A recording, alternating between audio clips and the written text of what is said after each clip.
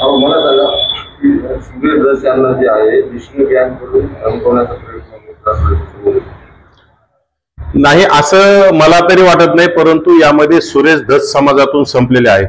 ज्याप्रमाणे मनोज जरांगे समाजातून संपल्याच्या नंतर कुठेतरी हॉस्पिटलमध्ये जाऊन वाकडं तिकडं पडायचं, माझ्या तब्येतीची काळजी, माझं काही खरं नाही म्हणायचं आणि सभेला गर्दी नाही दिसली की तिथं चक्कर येऊन पाडण्याचा सुरेश जरांगे जसा प्रयत्न करतात तसाच सुरेश धसांचा सुद्धा आता समाजातून संपल्यामुळं समाजाची सहानुभूती मिळवण्यासाठी अतिशय हा केविलवाना प्रयत्न आहे. कारण सुरेश धस डबल ढोलकी वाजवणारा माणूस आहे. इकडे समाजाला वेगळं बोलायचं, तिकडे धनंजय मुंडेला आतून जाऊन सेटिंग करायची.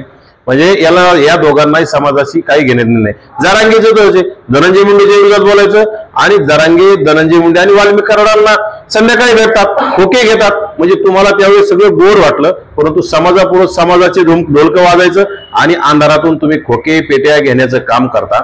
आज सुरेश धसांना जर एवढी भीती वाटत असेल तर सुरेश धसांनी त्यावेळी हरणाचं, काळविटाचं, मोराचं मांस खोक्यांच्या माध्यमातून हरणं मारले, काळवीट मारले, मोर मारले आणि त्याचं मांसांचं स्वतः सुद्धा सेवन केलं आणि तस्करी सुद्धा करण्याचं काम केल्याचा संशय आम्हाला आहे.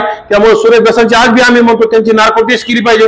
आणि सुरेश धसांना बिश्नोई गँगची जर भीती वाटत असेल तर सुरेश धसांनी स्वतः म्हणावं की मी खाल्लं नाही आणि माझी नार्को टेस्ट करा, त्यामध्ये दूध का दूध आणि पाणी का पाणी समोर येईल आणि सुरेश धसांना बिश्नोई गँगची भीती वाटणार नाही. परंतु सुरेश धसांनी नक्कीच हरणाचं, काळविटाचं, मोराचं मांस खाल्लेलं असेल म्हणून सुरेश धसांना बिश्नोई गँगची भीती वाटायला लागली असं मला वाटतं.